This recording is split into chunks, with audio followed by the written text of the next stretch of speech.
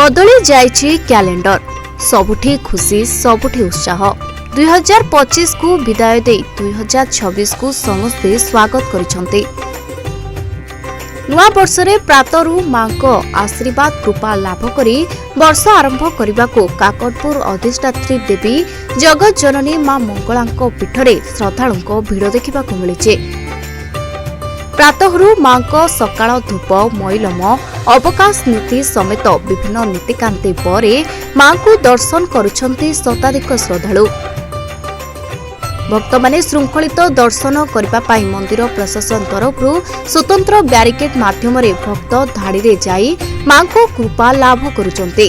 नुआ वर्ष और पुराना वर्ष भितरे बेसी किछि फरक नथाए भी सामंजस्य।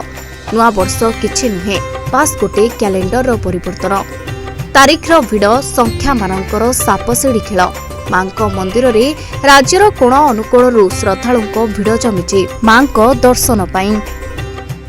पुष्कर दीक्षित मंगला मंदिर पूजक आज एक प्रमुख दिन भक्त मान जो माने कि देवी कृपारू समस्त आशीर्वाद भिक्षा करता माँ मंगला पाखे प्रातः समय माँ सूर्य पूजा स्नान मार्जना विभिन्न प्रकार नीतिकांति सैला जमी माँ चलती पहली भोग चलती धनुर मकर संक्रांति पर्यंत माँ पहली भोग लगी होता है।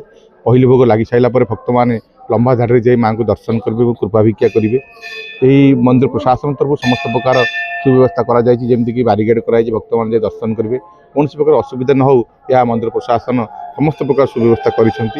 जय मां मंगला आरंभ आज दर्शन भल भाव सका माँ दर्शन भल भाव कलु 2026 मसीहाटा समस्त मंगल हो माँ मंगला समस्त घंट गुड़े रखी था आरोग्य रखु समस्त भल रखु खुशी रखु। जी मंगला पाख प्रथम आर्षर आरंभ आज देखिली पूरा दर्शन भल से देखिली माँ को पूरा एकदम पाखापाखि देखिली अनुसार सुजोग मिली आज शीघ्र आज एवं आशा करुच्ची जो भक्त मैंने आसछन्ति जो मैंने न आसछन्ति भी समस्त मंगल हो समस्ते भल रुहतु समस्त गोटे स्नेह ममतार श्रद्धार वार्ता रहू एवं समस्ते मिलमिशी रुहतु आउ देश आगो। सकाळु उठी स्नान करि सारी माता पितांकर आशीर्वाद नेला परे माँ को पाखक आसिली एवं माँ को दर्शन एते आनंदमय थिला ए नुआ वर्ष रे आउ सेइतुरु मु पाइली जे आज जे जहा माँ का आशीर्वाद आज मो प्रति अछि एवं मु माँ को जेतले प्रार्थना कली